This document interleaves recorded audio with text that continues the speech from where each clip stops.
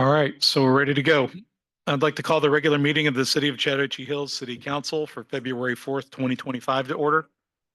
Let the record show that all council members, with the exception of Councilmember Schmidt, are present for tonight's meeting. Excuse me. I'd like to remind anyone who wants to make a public comment tonight to fill out a yellow comment card. We do have a couple of public hearings, so please be sure that you write on your card which thing that you're wanting to talk about so that you get called at the right time. Hand those to the city attorney after you fill them out. Handsome gentleman down there in the suit. Did not get the dress code memo. If you have a cell phone, please make sure that it's turned off. And if you would, please stand for the pledge. I pledge allegiance to the flag of the United States of America, to the republic for which it stands, one nation, under God, indivisible, liberty and justice for all.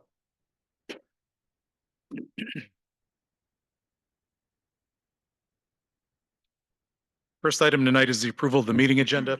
We're adding an executive session tonight on both legal matters and personnel matters. Can I get a motion in a second, please, to approve the amended meeting agenda?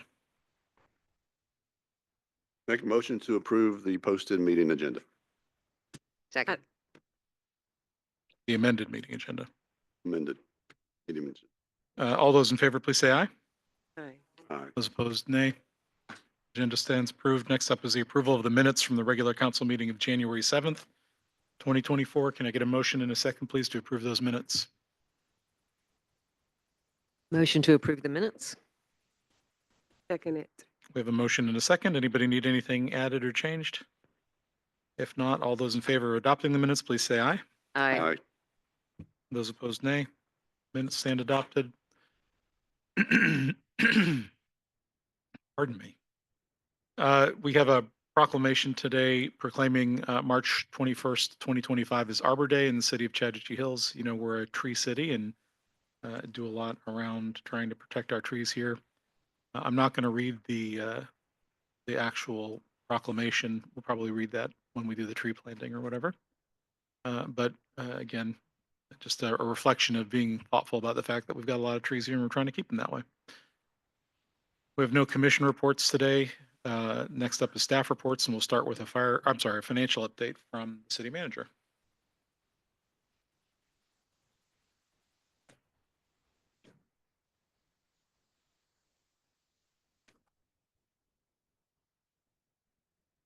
Good February evening, Mayor and Council, staff, wonderful citizens and appointed officials I see in the audience of Chattahoochee Hills. Welcome to golfing weather. Been waiting on it.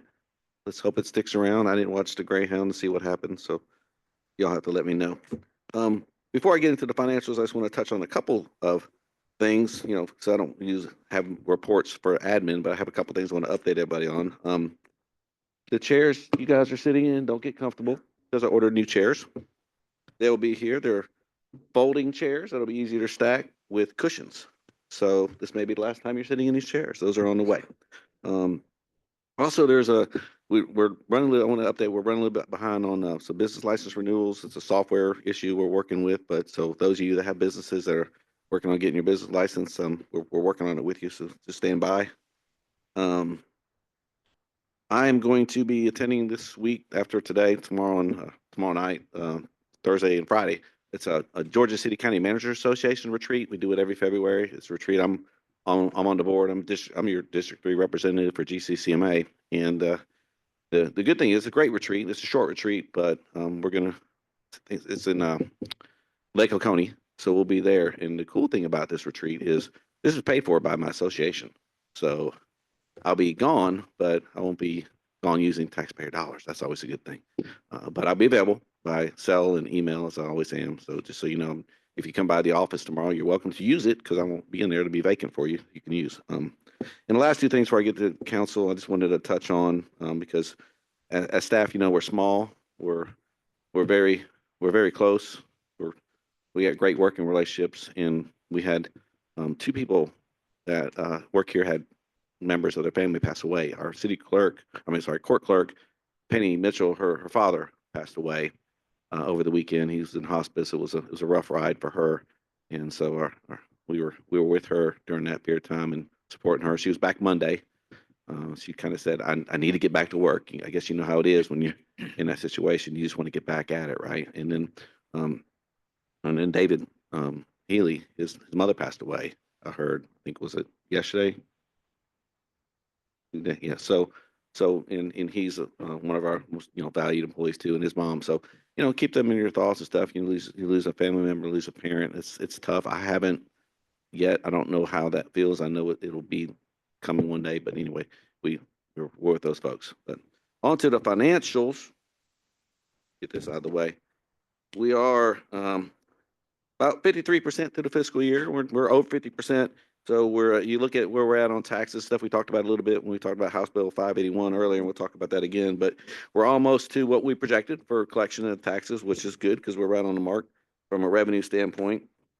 Other revenues that are coming in. Spoke with our finance director, or she spoke with me earlier today, and we're getting, it's not listed here, but our local option sales tax and our T-SPLOST is higher than usual. And again, they're 2 months behind. So their Decembers are in. They're not part of this report because we just got those revenues in, but they're higher than usual.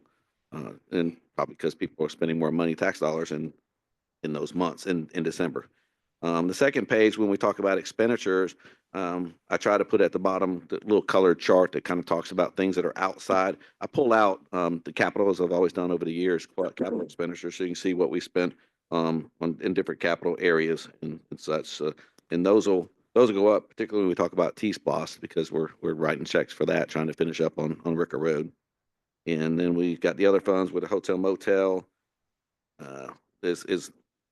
Is plugging right along as far as revenues are coming. And the last page, the very small print, is what I call the all the funds together that I still continue to do, even though the Tyler software, the first 3 pages kind of covered the financials in that regard. But I always do the larger one, and these are all available on the website. If you go under documents, and I'll just reiterate for the audience here too, the citizens, on the front page of the website, there's a middle section that said documents.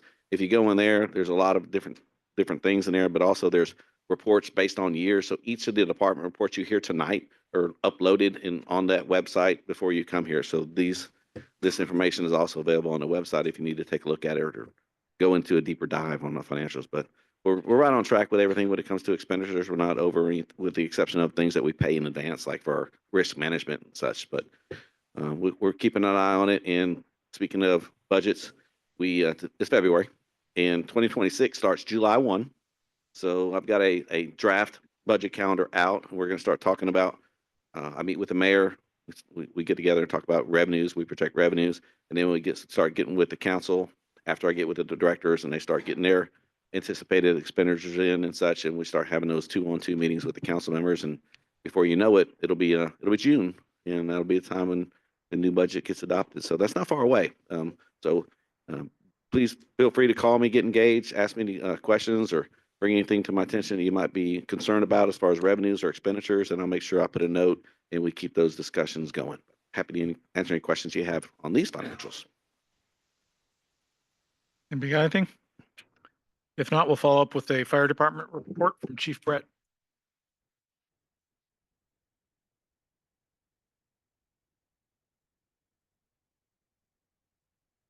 Mayor, council, citizens, my report, copies of it printed over here and before you. I think the content of the report pretty well speaks for itself. I want to point you to the very center of that report and the response numbers. I think that gives some particular perspective on how services are delivered here in the city. But I'd like for you to just absorb that on your own, and I can answer questions in a minute.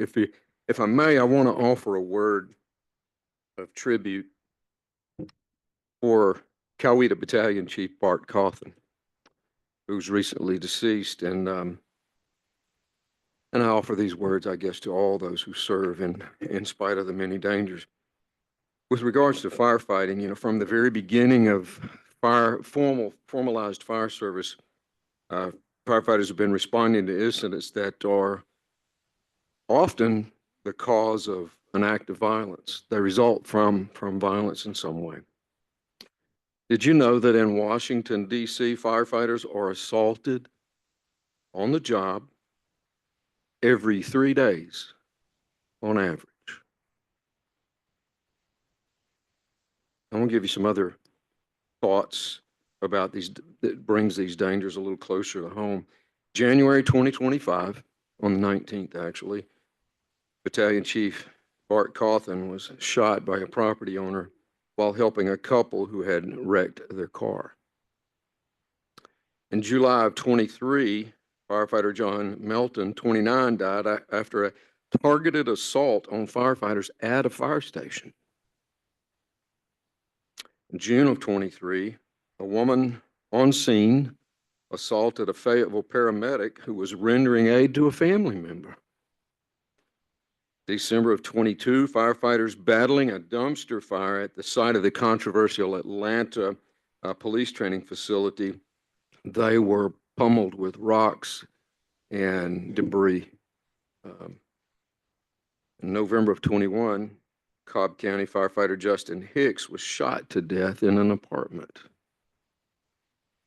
July of 2013, some of you remember back to this time when 4 Gwinnett firefighters responding to a medical call in an apartment complex were suddenly taken hostage by the person there that was in financial distress. And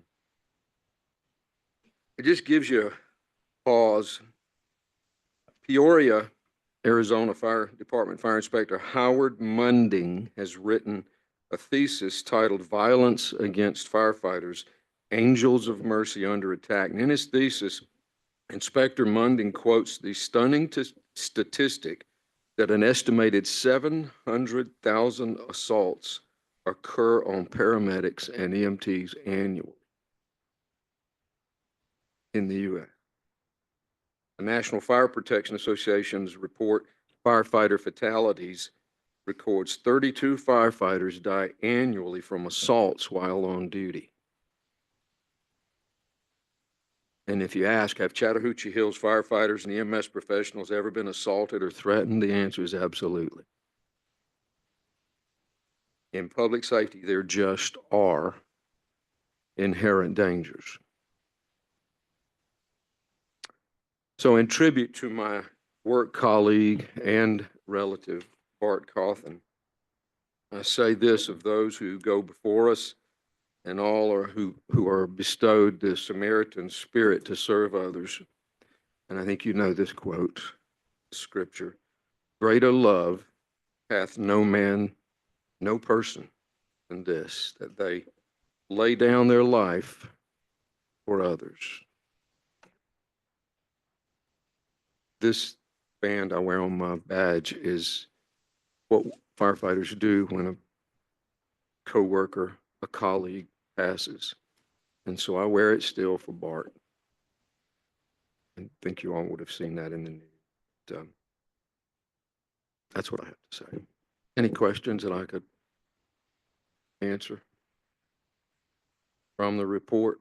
On a brighter side, I did my best to find a good picture of Daryl Winlett so I could tell how good he is for the city.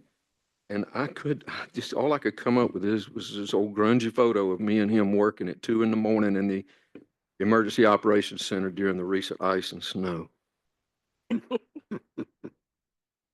That's a good That's what I picture. got. Thank you. It's about time. I really want to play that video that they sent me that night when they were out there. I probably should, but Daryl and Greg, man on the street at midnight or whatever it was, out there in the snowstorm and the ice. TikTok famous, that's right. Next up, we're gonna have a police department report from Chief Review.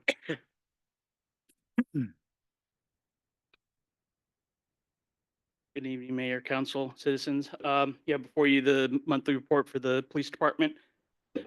We also had a busy month, as you can imagine, in the police department, specifically with the weather. Although I know the joke is I personally enjoyed it. But at my house, my furnace went out during the last cold spell. I was Yeah. personally fine. My wife was not happy, but I enjoyed it. Anyway,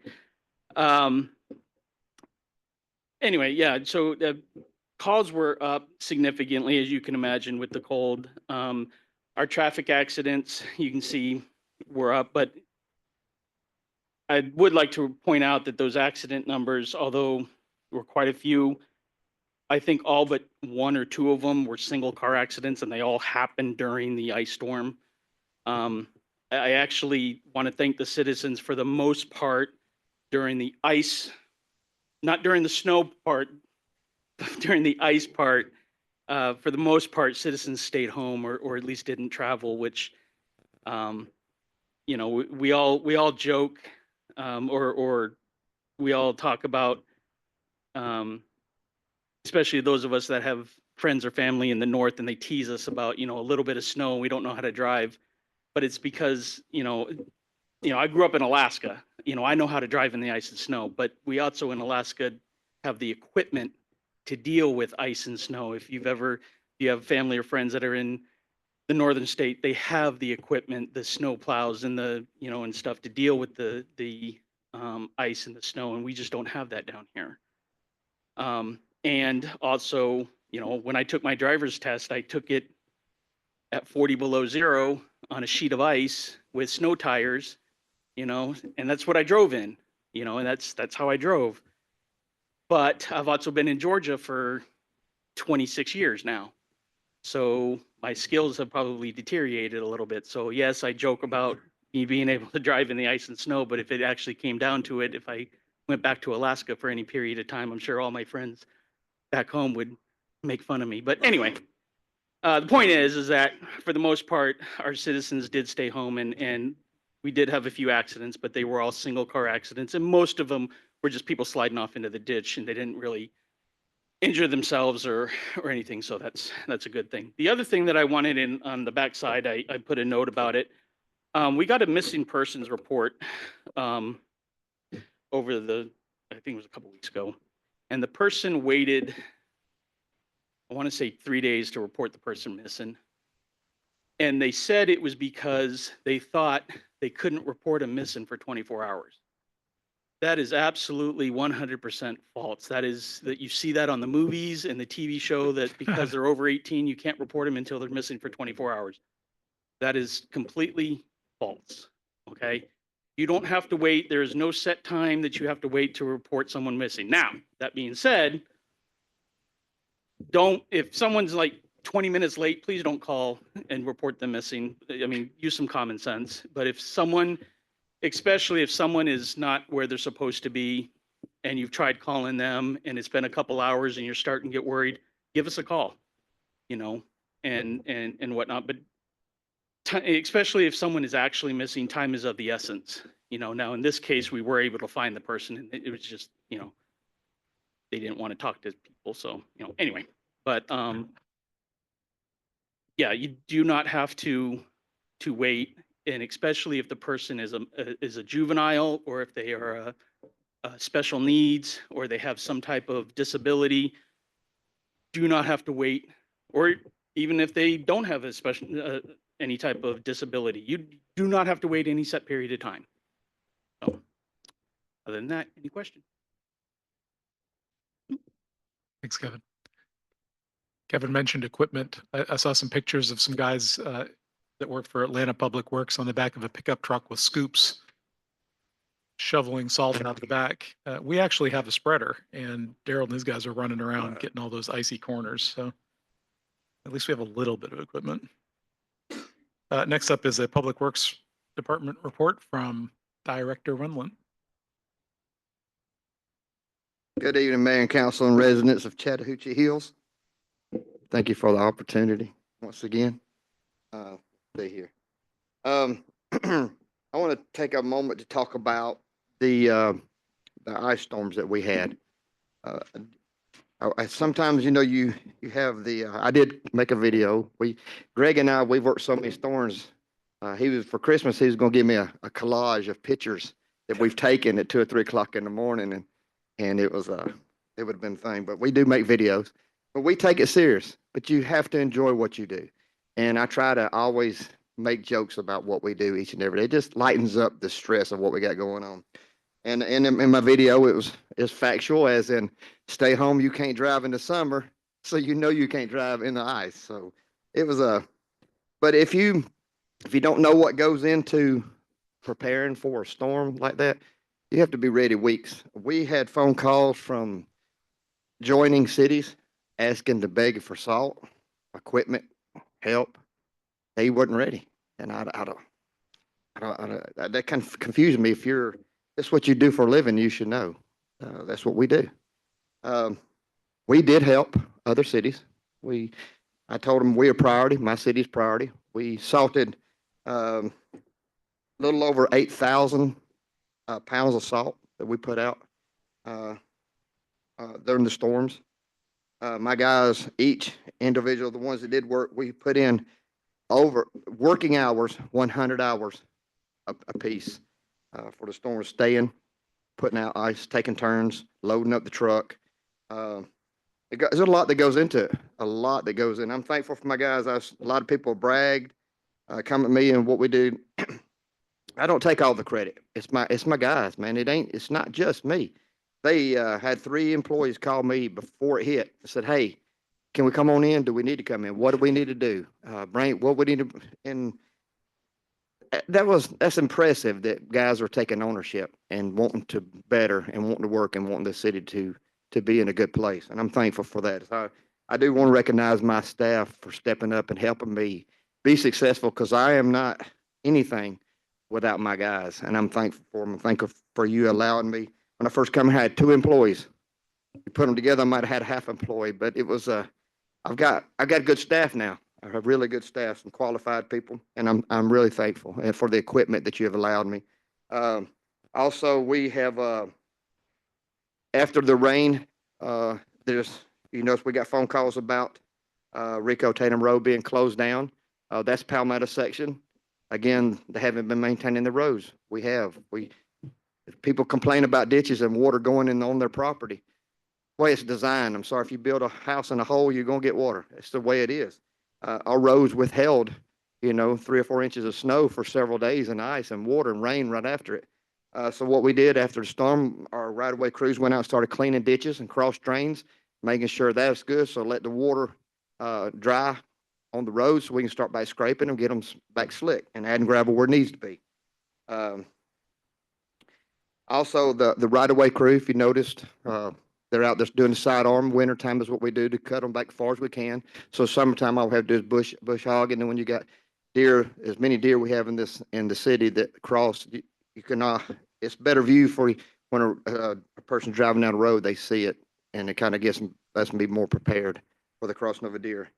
One thing I was going to say, this really doesn't have anything to do with Chattahoochee Hills, but it's a proud moment for me.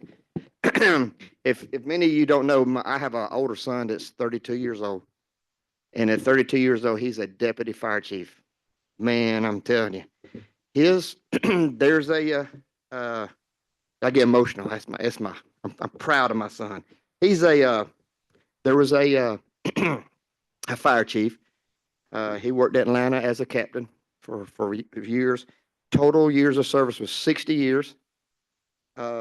He was the fire chief at Fairfield, where my son is now, and then he retired, and then they have a new chief. Then my son come in, but he volunteered. That gentleman, Mr. Chief Brown, he volunteered for several more years, which became a mentor to my son. Which I didn't know this till the other day. He lives 3 houses down from my son.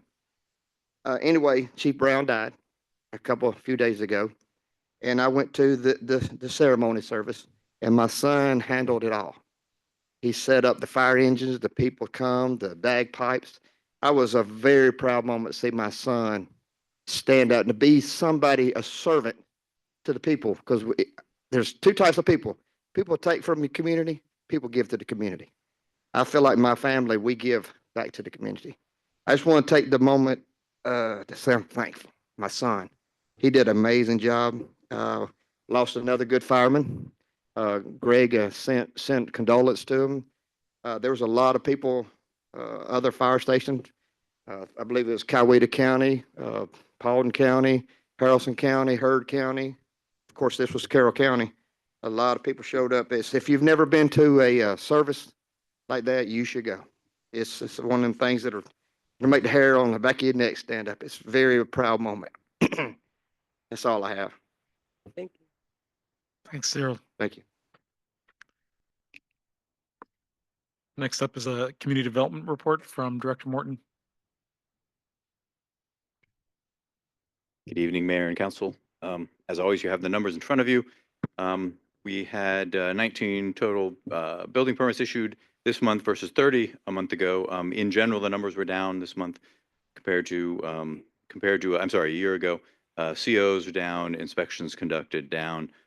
New single-family dwellings are about the same as a year ago, including townhomes and single-family. There were 12 a year ago, 10 this last month.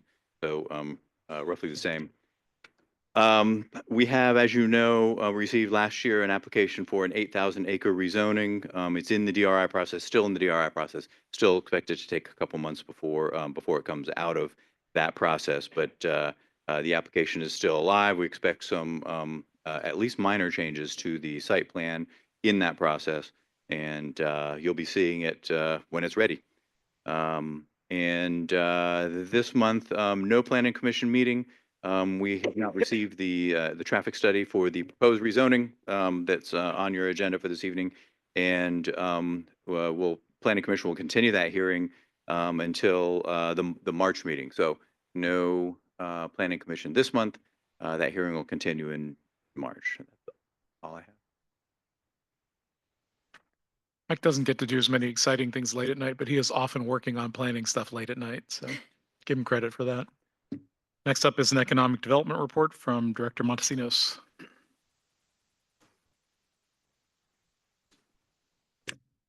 Good evening, Mayor, Council, citizens, and guests. I'd like to think that my department always comes with good news, and I want to continue that tradition. So I've been working a lot with the Convention and Visitors Bureau over the last couple of months. We're working on bids and RFPs and interviews for website development services and multimedia services, and that's coming along. It's been a lot of work for the board, and hoping to have an affirmative decision on that at our meeting in March. So that's certainly making progress towards that end. Secondly, the city was selected by the Georgia Municipal Association for the Georgia Placemaking Collaborative Program, which is, as we submitted our application, is an extension to enterprise on the 2020 tourism product development study that was done and turned that into a tourism and marketing strategic plan for the city. This is a 2-year program that the city participates in. There's 2 retreats per year. And really, it's a great cost savings for the city because being selected for the program, they provide the technical assistance to develop the tourism marketing strategic plan for us, which is a good cost savings for the city. Fourthly, we have kicked off the Safe Roads and Streets for All program, which is the transportation safety action plan for the city. Incorporated in that is going to be identification of problem areas with respect to intersections, roadway conditions, and multimodal trail networks as well. Lastly, we started in earnest in January. You may go back to the project that we're doing with Kennesaw State University. Well, the National Science Foundation has offered our team a grant. We are currently about halfway through the programmatic portion of the grant program, which is really kind of outlining the business model that goes behind making the technology marketable. So it's really kind of helpful to kind of see the sort of operation side of how technology hits the market. The grant has been secured, and once we have completed the operational portion of the project, which will be done at the end of February, then we'll go into the actual programmatic implementation here in Chattahoochee Hills. So very excited to have that project moving forward. And just as a reminder to the public, that's the the eye bacteria project, which is going to be monitoring in real time uh, the incidence of E. coli contamination in the Chattahoochee River and in Cedar Creek. So that's definitely a benefit to the city with respect to the Parks Commission and the city's investments in our park systems as well. So thank you. If you have any questions for me, Great. Thanks, Chris. thank you. Next item on the agenda is public comment, which is a time for citizens to share information with the mayor and city council and to provide their input and opinions on any matter not scheduled for its own public hearing during tonight's meeting. Of course, we do have a couple of public hearings, so this is for comments that aren't related to those. When your name is called, please come forward and speak into the microphone directly to the council, first stating your name and address for the record. You're allowed 3 minutes for your personal remarks. Do we have any? Not this evening, Mr. Mayor. All right. Next up, we have 2 public hearings. Rick, you want to read the public hearings rules for us really quickly? Yes, sir. The mayor will allow each side equal opportunity to the floor and establish time limits for the public hearings. If you desire to speak in support of or in opposition to an item, you must fill out the public comment card and turn it in to me, the city attorney. Those called to speak will be taken in order that the speaker cards were received by me. All speakers should identify themselves by name, address, and organization if applicable before beginning their presentation. In each case, each side will have 10 minutes to present their case. The applicant and all those speaking in support of the application shall speak first. The applicant may choose to save some of the allotted time for rebuttal following the presentation by the opposition. Those opposing the issue will speak next. If any time remains, the opposition will be allowed to rebut the final remarks made by the applicant. Following the presentations by the applicant, those speaking in support of and those opposing the application, the city staff shall present the position. City clerk will keep track of time, will inform you when your allotted time has expired. During the public hearings, members of the city council shall listen to the presentations made by all those who speak. No action on their part is in order until the mayor declares the public hearings complete. In addition, the applicant shall not submit new material to the city council during the meeting unless requested to do so by a council member. All material which the applicants wish to be considered shall be submitted to the city planner prior to the meeting so that the material may be included in the normal distribution of packages to the council. Finally, in any rezoning matter, the applicant and any person who desires to speak during the public hearing who has contributed campaign contributions totaling $250 or more to any member of the mayor and council shall disclose such contributions prior to speaking during the public hearing. Failure to do so shall constitute a misdemeanor. All right. Mr. Mayor, I think what we have on all the public hearings, except for the applicant, is 3 minutes apiece to talk.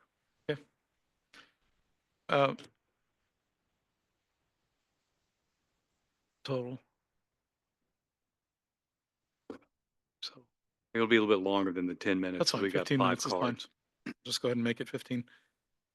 I was going to give a little bit of background too before we started on 2 things. I think Mr. Morton explained during his presentation earlier that the Planning Commission wasn't meeting this month because they had continued a hearing in their meeting on this subject because they're waiting for results of the traffic study and a couple of other issues that they had wanted before they make a recommendation to the city council. We discussed that today in our work session.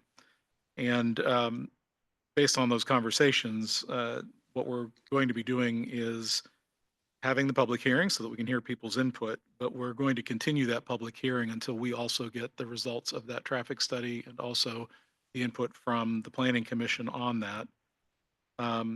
So we won't be taking any action on this tonight. I just wanted to let people know that before we started. Before we open the hearing, Mike, could you give us a quick background on the project? Happy to, Mayor and Council, as you probably remember, this is a proposed rezoning of 273.89 acres from RL Rural District to the HMMU Mixed Use Hamlet District. The property is at the intersection of Rico Road, which is paved, and Vernon Grove Road, which is unpaved. Most of it lies south of Rico Road, but about 30 acres lies north of Rico Road. The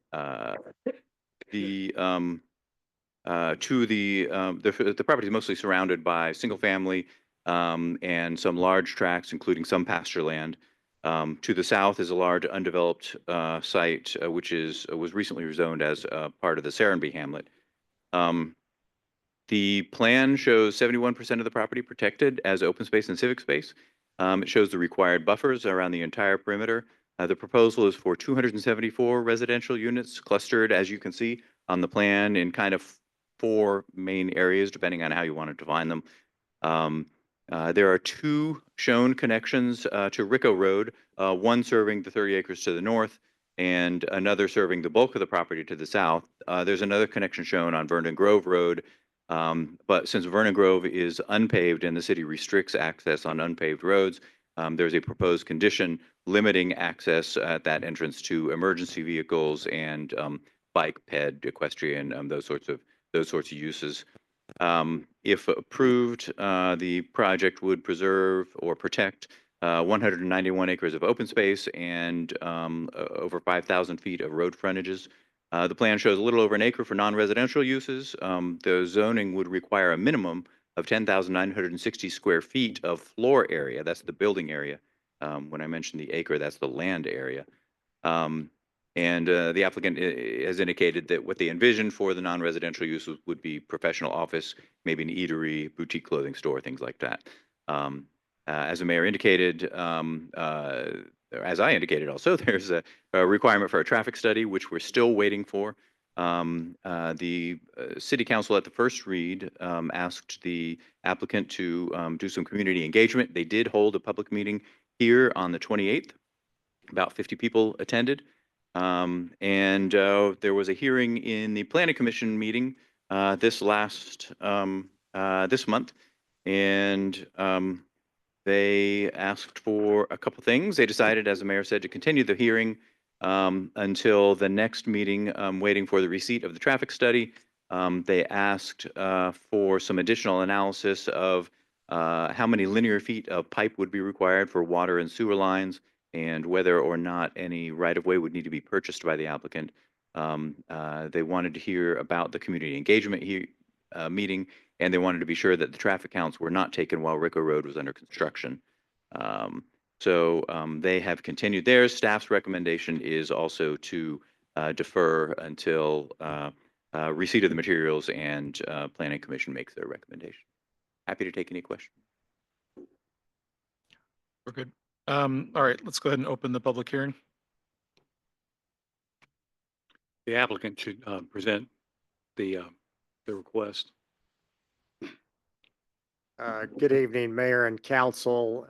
Chris West, 135 Wimberley Estates Drive, Newnan, Georgia, here for the applicant. And first, I guess a point of procedural inquiry that probably would be best directed to the city attorney.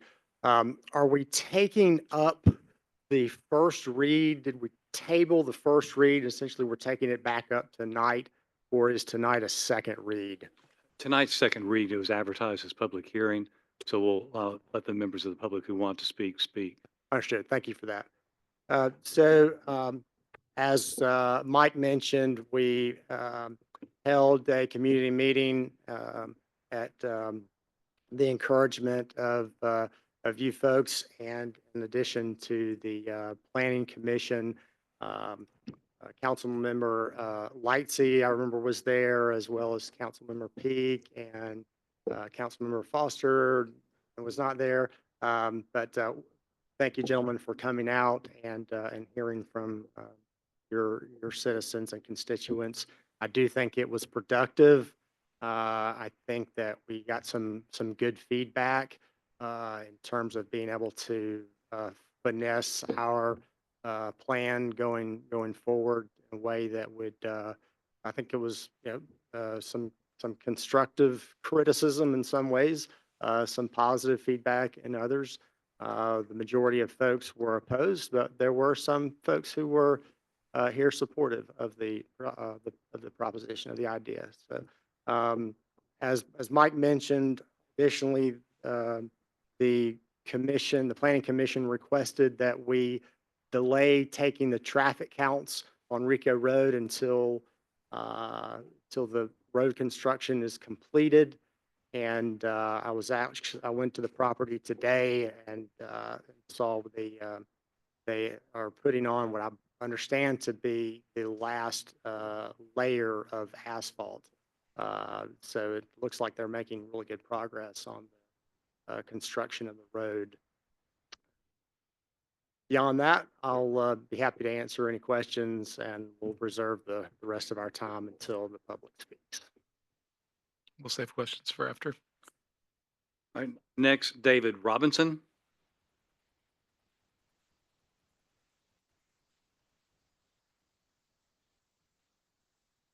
Good evening, Mr. Mayor, city councilors.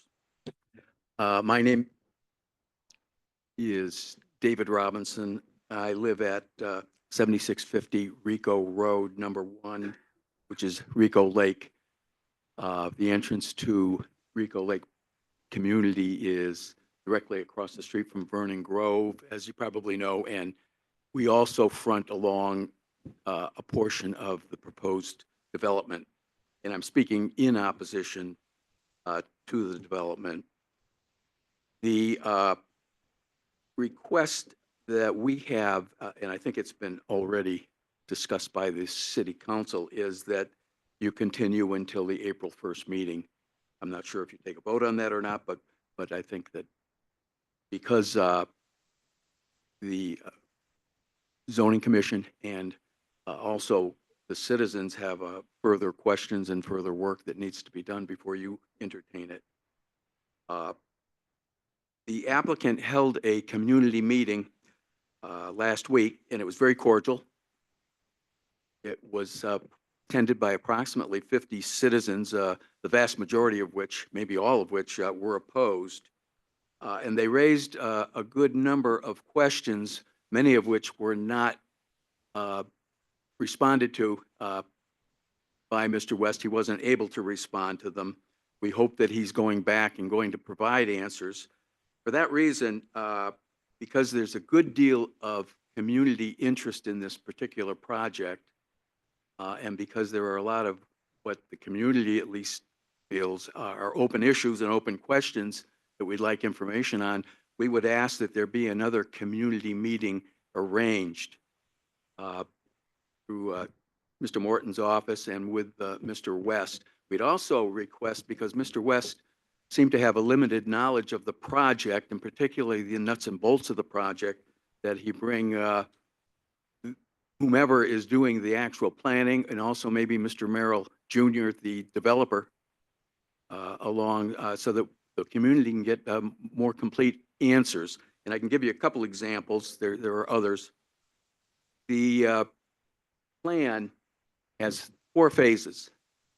Phase 1, which is the smallest phase, consisting of 32 units, has mixed housing. It has, I think, 17 single-family, 8 townhouses, 10 flats, which, as we all know, are multifamily.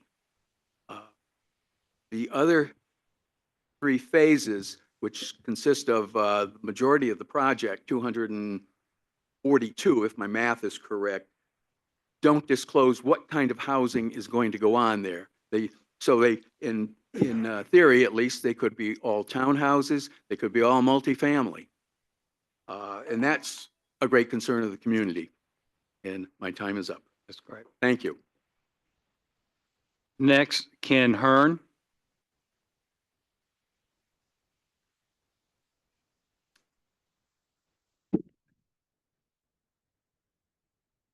Ken Hearn, 8525 Hearn Road, Chat Hills. My family has been deeply rooted in the Chat Hills community and stewards of our 70-acre property on Vernon Grove Road for over 81 years. Our land directly borders the proposed Rico Hamlet development. The proposed rezoning, shifting the land designation from rural to mixed-use hamlet, represents a profound and irreversible alteration to the character of our rural community.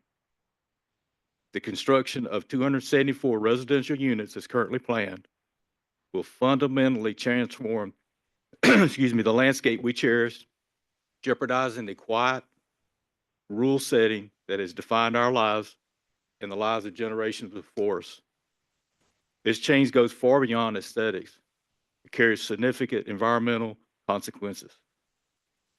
Our paramount concern centers on the impact on Longino Creek, a vital waterway that flows directly through the proposed development and continues on to our property. This creek is the lifeblood of our agricultural operation and sustains the rich biodiversity of the surrounding ecosystem. Increased runoff, potential pollution, and the disruption of the natural drainage patterns pose serious and immediate threats to the health of the creek and consequently to our livelihood and the well-being of the local wildlife. Beyond the environmental concerns, we are deeply disappointed by the lack of communication from the project's owner. As adjacent landowners whose property will be directly and significantly affected, even as of now, after 2 meetings, we have yet to receive a single outreach regarding this substantial undertaking. We've attended planning meetings, we've attended community meetings, and the owner did not show up to answer our questions. This lack of transparency is unacceptable and underscores the need for a thorough review of this proposed plan. We implore you to consider the long-term ramifications of this rezoning. The potential damage to our community, our environment, and our family's legacy is far too significant to ignore. We respectfully urge you to vote against this proposed rezoning. Thank you for your time, consideration, and commitment to responsible community planning. Thank you. Thank you. Next, Deneen Crawford.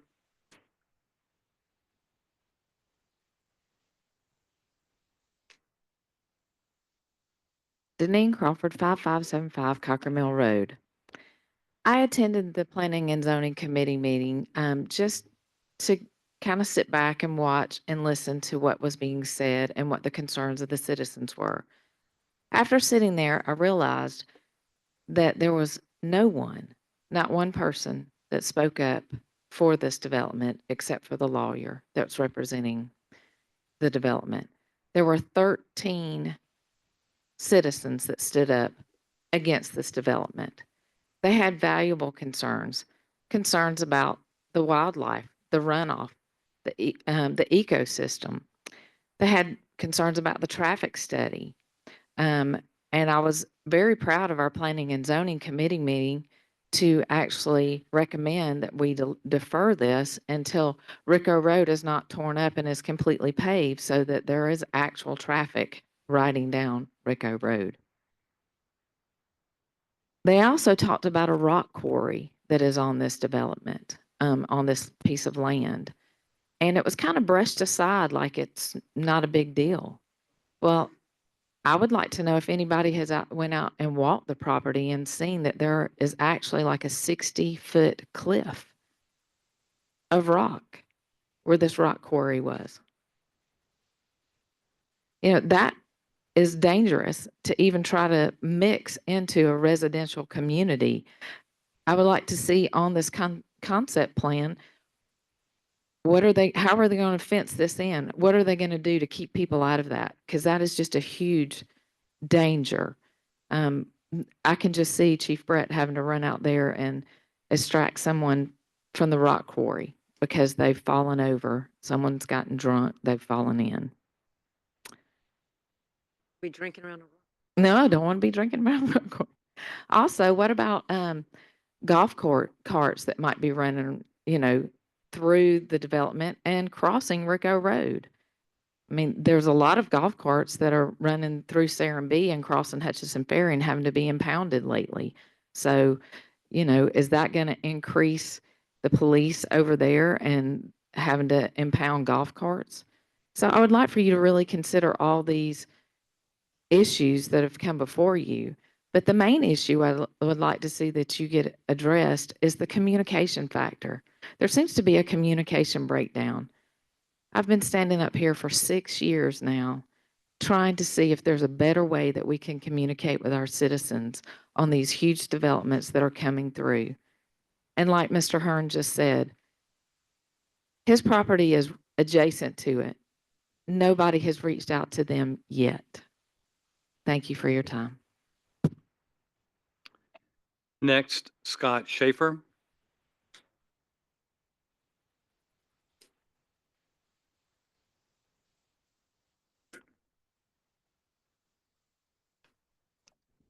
Good evening, Scott Schaefer, 9905 Rivertown Road. Let's see. This is kind of just trying to generally focus you guys on some issues. Be wary of diversions, figure out what threats are real. I think you hear things from developers, some can be construed as threats. Need to make sure that those are valid and take the other side and voice the other side to what the public thinks those are. If there's a chance we're going to get sued, really define for the public what that is. Because if it's left undefined by the city attorney or by the council, it's going to be reflective as a big threat that we have to do this or we're going to get sued. You have to understand what that really means. It's not fiscal.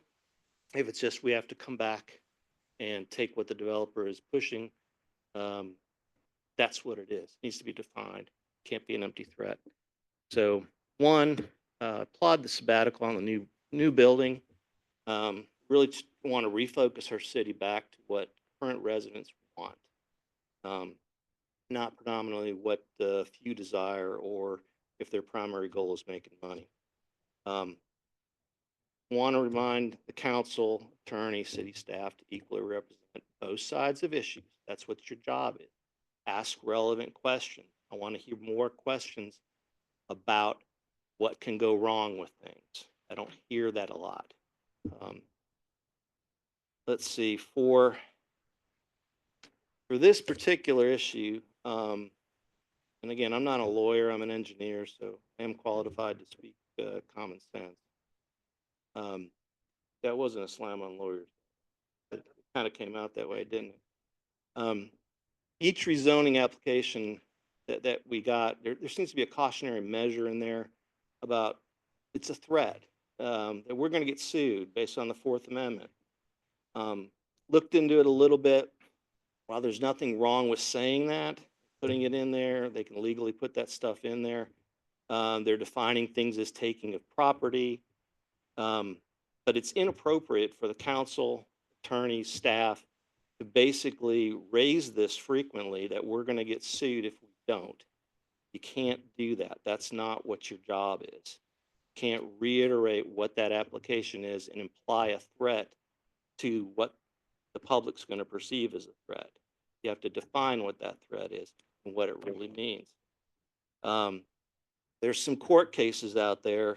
1929, the Supreme Court upheld constitutional right of a municipality to enact and enforce zoning ordinances.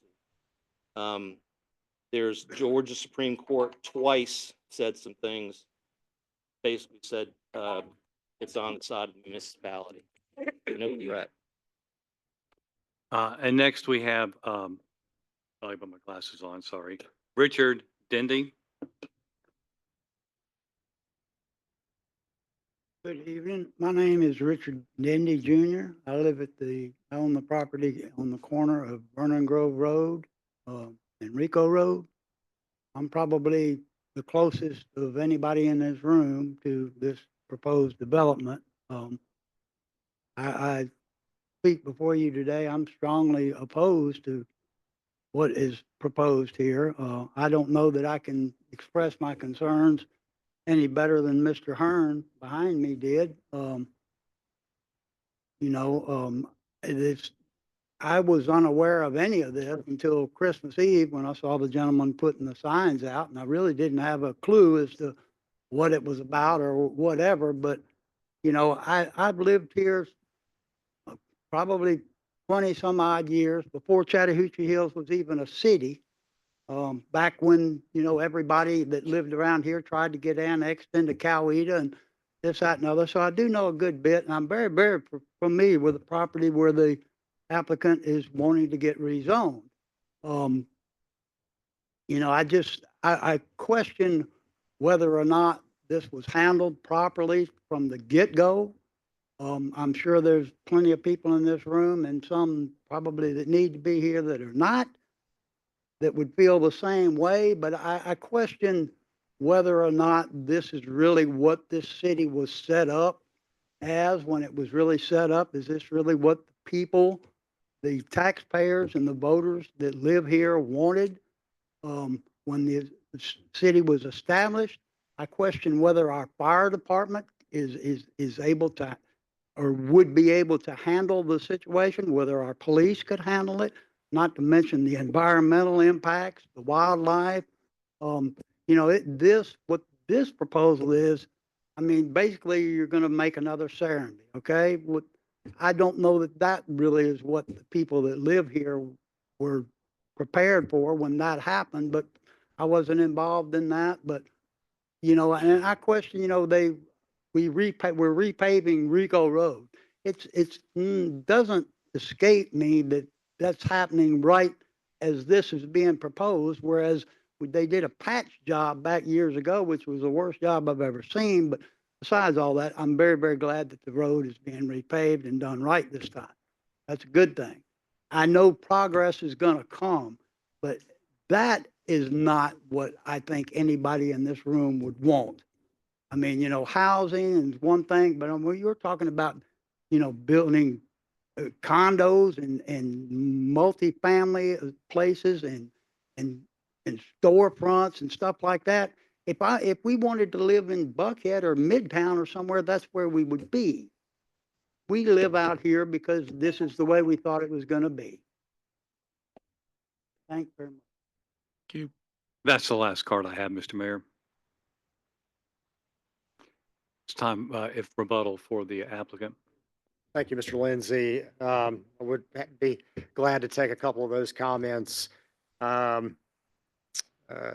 Denny, appreciate you talking with me today out on your property, and I expressed to him specifically, as his property is the closest to be affected. I think his house is about 1,600 feet from the project, that within reason we'll of course try to work with him and be good neighbors throughout the project should this be approved. One of the things that was brought up was about the rock quarry. I did have an opportunity to get out and walk the property and see it and took photos of it.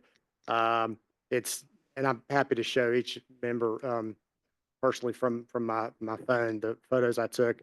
It's not really it's not like a large commercial like a big gravel pit or something like that. It's looked like where there's the natural terrain is rocky and there are some high rocks.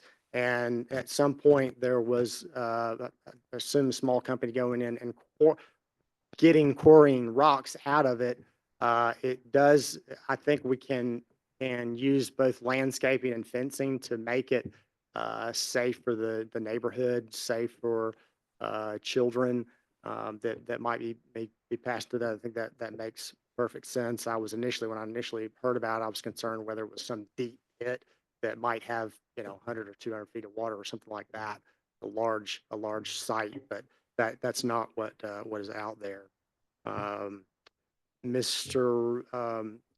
Robinson, Dave brought up again the flats that is shown on our site plan. Our concept plan, it mentions that there are 10 flat units. I told him at the community meeting I didn't know what those were, and I would find out, and I did so. That's essentially like a condo that it would be sold to a fee simple title owner. So it would be owned just by one person or family within that. And the concept is that it's above the retail space, so that if you have someone who wants to live above where they work, they have a store downstairs or a office downstairs, and they live upstairs. That is the concept from that. And I understand that our planners took that from the city's code, sort of the vision of what a a good mixed-use hamlet should have. Happy to get feedback from council on that, but that's essentially the idea is following code there. The stormwater concerns were mentioned again, as I mentioned, I can't remember if it was this meeting or the planning commission meeting. We made a commitment to use best management practices, enhanced best management practices on the stormwater runoff, and would do that so that we ensure that there's no environmental impact to the creek. I think I hit most of everything that was brought up there. So with that, I'll turn it over to council, mayor and council for any questions you might have of us. All right, I'm gonna go ahead and ask for a motion to do what we We talked need to about. close the, I'm sorry. Yes, let's close the public hearing. Thank you. Motion to continue this public hearing, and then we can talk about this if anybody has any questions for the applicant or Mike or whatever. So if I could get a motion, please, to continue the public hearing on 25-006 until the April 1st council meeting at 6 p.m. On April 1st. So. Second. We have a motion and a second. Again, if anybody wants to dig into anything right now, of course, we're going to have more information the next time we talk about this, hopefully. So. All right. If not, then all those in favor of continuing the meeting till April 1st or the public hearing till April 1st at 6 p.m., please say aye. Aye. Those opposed, nay. And that is what we have done then. It's continued to April 1st, 6 p.m. Next up is 25-007, which is council consideration and action to opt in or out of the homestead exemption bill HB 581. Do we have any comments on that? we have nobody signed up to speak on that, so I would recommend that the public hearing just be opened and immediately closed. We'll go ahead and open the public hearing and then close the public hearing. And I won't. That was riveting. I'm glad we got to listen to all that. I won't bother telling you what we were going to do like I was going to before the public hearing, since nobody wanted to be heard, and just talk about the motion that we're talking about having.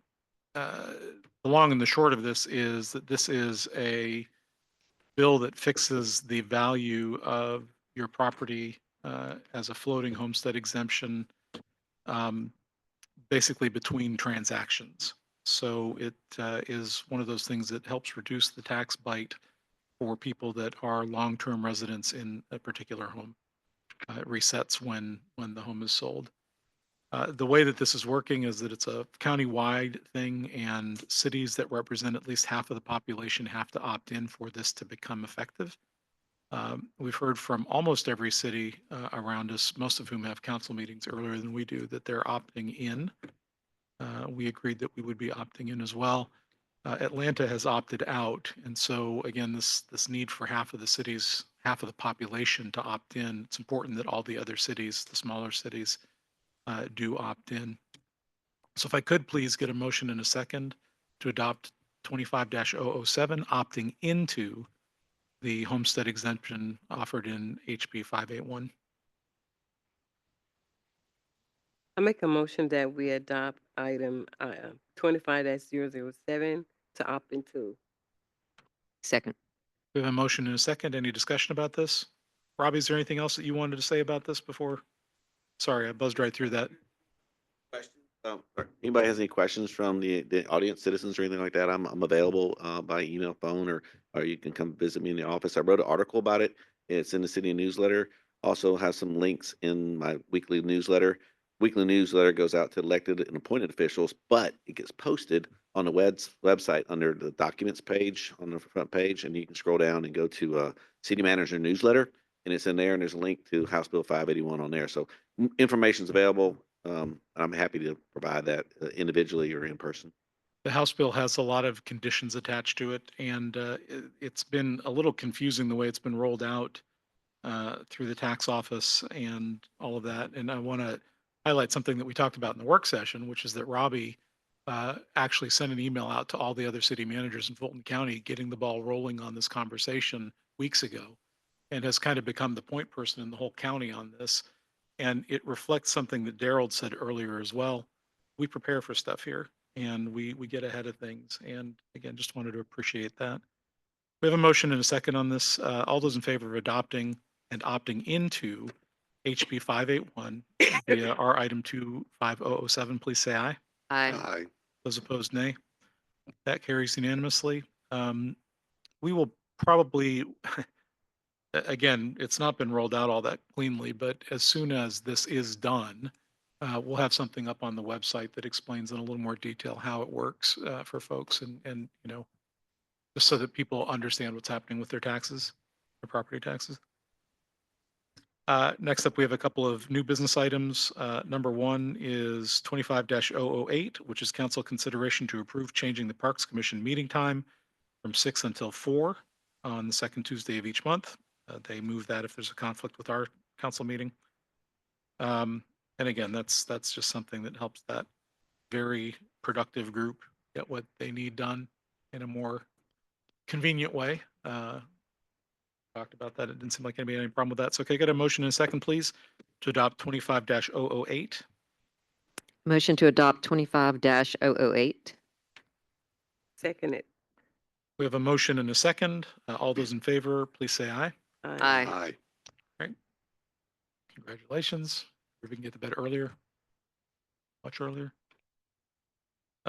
Next up is 25-009, which is council consideration to amend ordinance 2-09B of our charter. It's a process that we went through a couple years ago that changed the election of the mayor pro tem from a 4-year cycle to a 2-year cycle, reflecting the fact that half of our council gets elected every 2 years and making each council able to pick a mayor pro tem as they're elected or after they're elected. That went into effect when we passed it, when it went through the process with the state legislature, but we never activated it. And therefore it's not on our Municode. And so to get it there, we have to have this ordinance, and it's just a kind of paperwork thing. Again, we talked about this in the work session. Could I get a motion in a second, please, to adopt 25-009? I make a motion that we adopt item number 25-009. Second. We have a motion and a second. Any discussion? Not all those in favor of adopting 25-009, please say aye. Aye. Those opposed? Okay, that stands adopted. Next up, we have a executive session to discuss a legal matter and a personnel matter. The agenda says.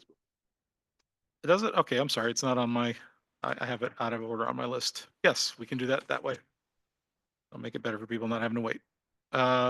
We will do mayor and council comments first, and we will start with Mr. Peak. All right. First of all, I want to say, I look out in the crowd, I see a lot of people here. I know a lot of them, and thank you for coming. It's always good to see concerned community and always good to come out of that. And on top of that, my dad's right there in the front left. And the rock quarry that was mentioned, he's got some stories about that because it was active when he was in the field back there plowing on that property.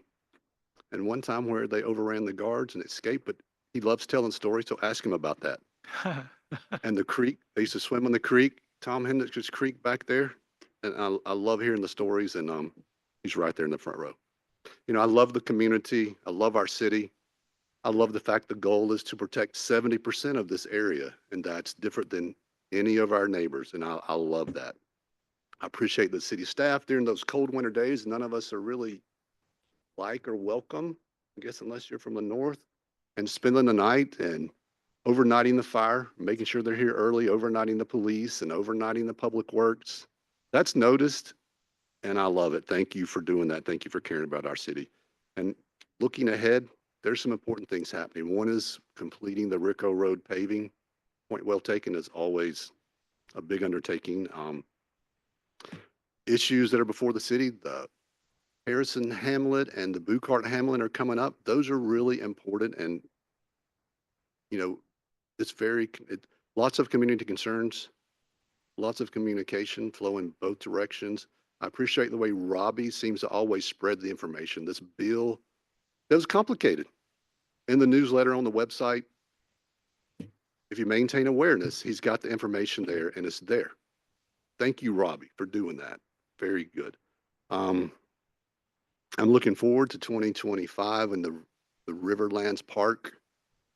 The woods are clear. You can see through to the river. I can't wait for that to come online. I'm excited with the ADA trail. That is going to be special for those with disabilities in this community. And I appreciated Daryl's comment. I wrote it down. There's two kind of people in the world, those that take and those that give. We have a lot of people in this community that give, and it's appreciated. Thank you. Scott? There's a few brief comments listening to the reporting and so on today. One of the things that struck me about Greg's very moving account of what personnel go in the line of duty and the idea that this is a relative, and then Daryl's very charming, just being thrilled about his son's accomplishments in public service. And I think, and it strikes me that so often these things run in families. You talk about the kind of people who give and whose they tend to come from families, and we have, wonderful. I think of my neighbors, the Hutchisons, a generational firefighting family in District. So I think of the value of family and concern and the depth of the community just kind of came out as we were listening to that. And then I just want to say a couple of things about the comments from tonight and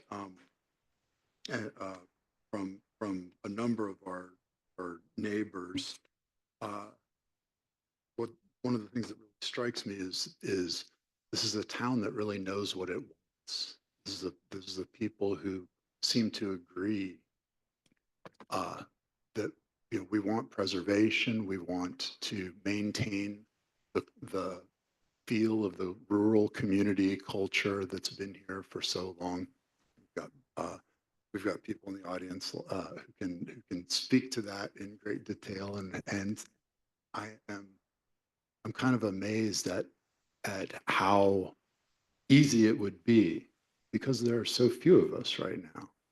And this goes to some of Mr. Schaefer's comments, the really knowing what it is you're dealing with, being real clear on what the public faces. And the public here is only 3,400 odd people.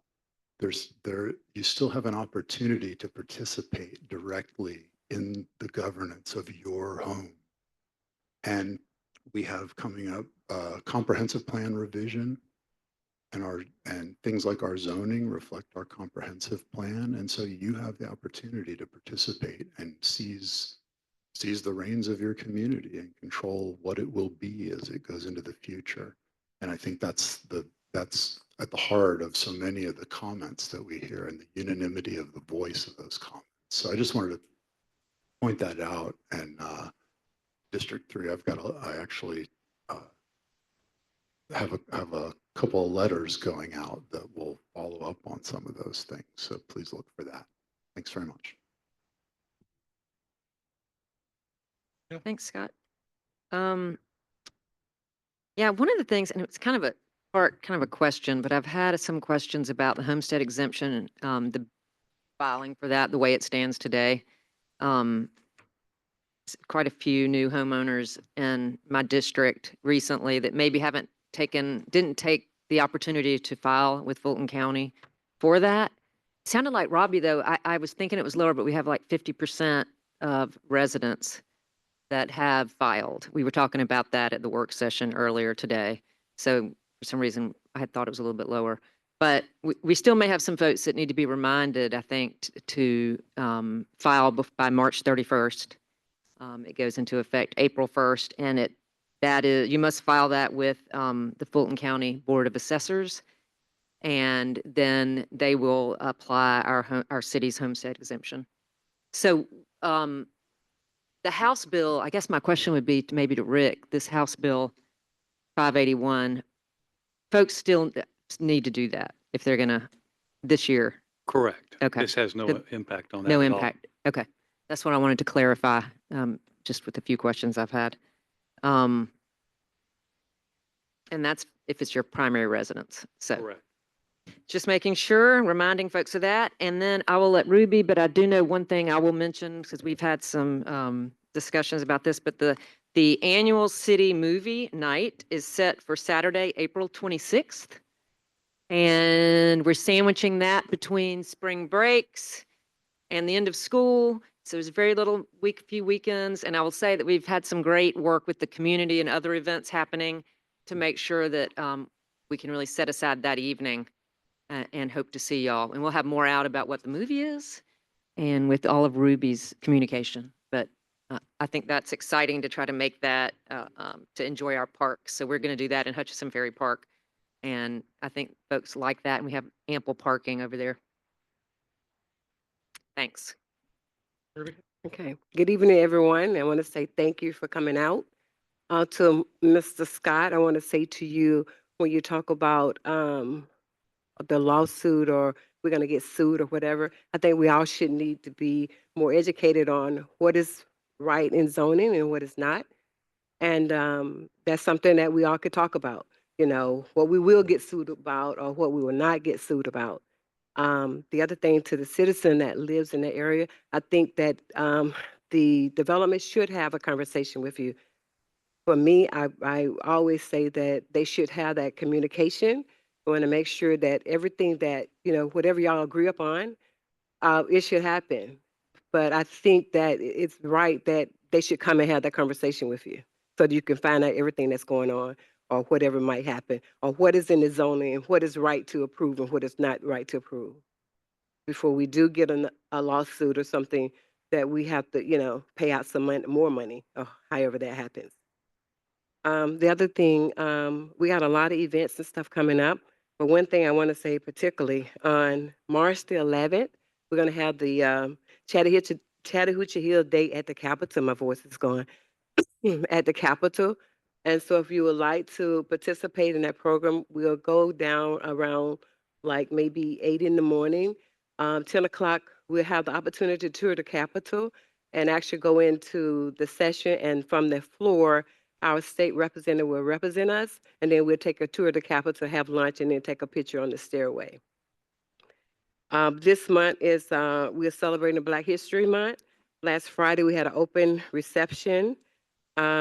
On February the 15th, we have the artists here and we'll do an artist talk. And the closing reception will be on February the 28th during that time. On March the 8th, Grady, you know, we have a new Grady facility is going to be coming on South Fulton Parkway and Highway 92.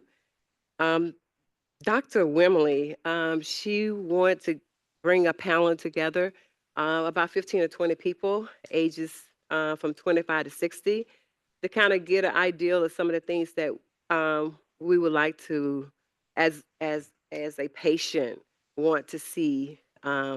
And so we'll be here that Saturday morning. So if anyone interested in being part of that panel, please let me know. We'll have the dates out of everything else that's going to be coming up. Like Camille just said, on the 26th, we'll have the movie night, which is the next thing that's going to be coming up.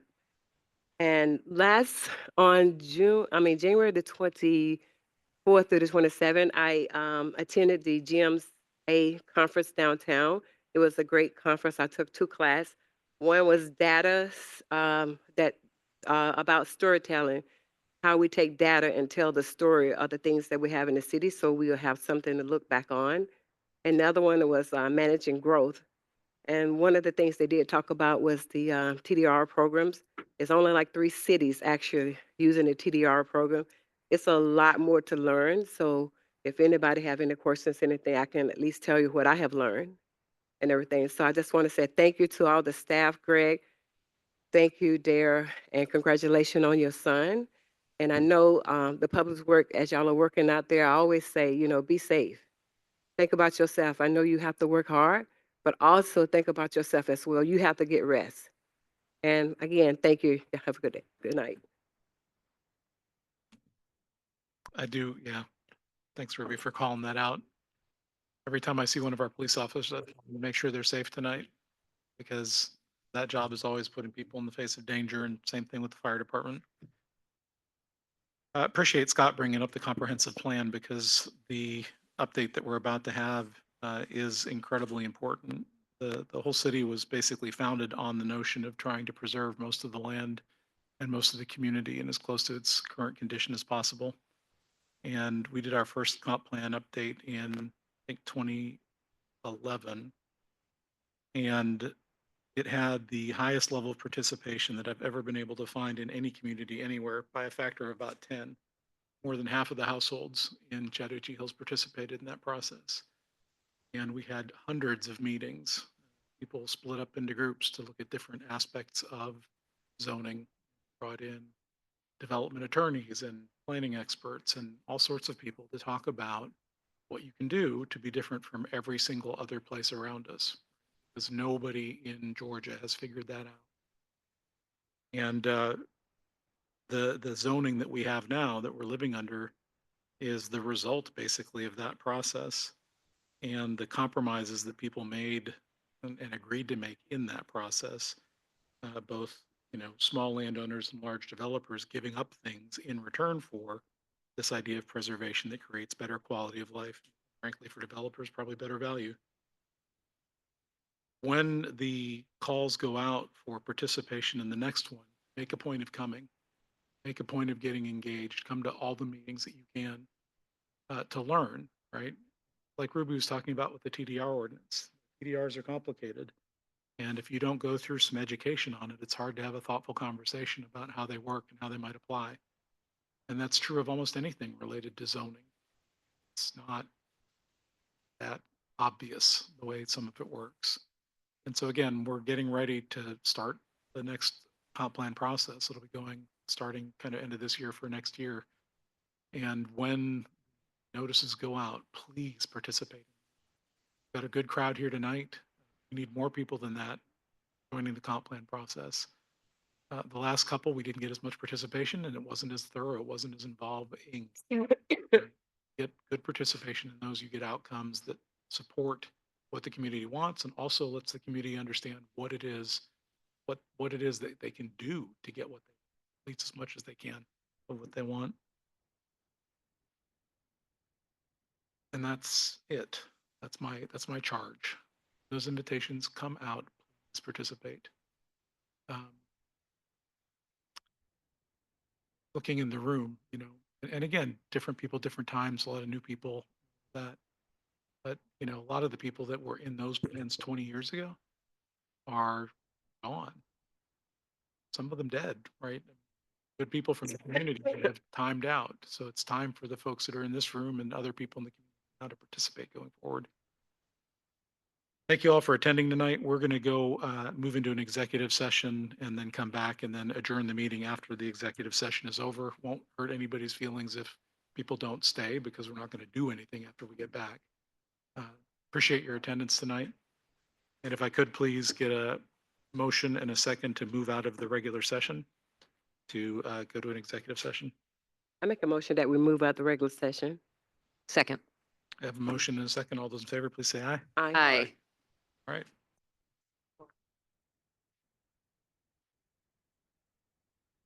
Yeah. Yep, that's fine.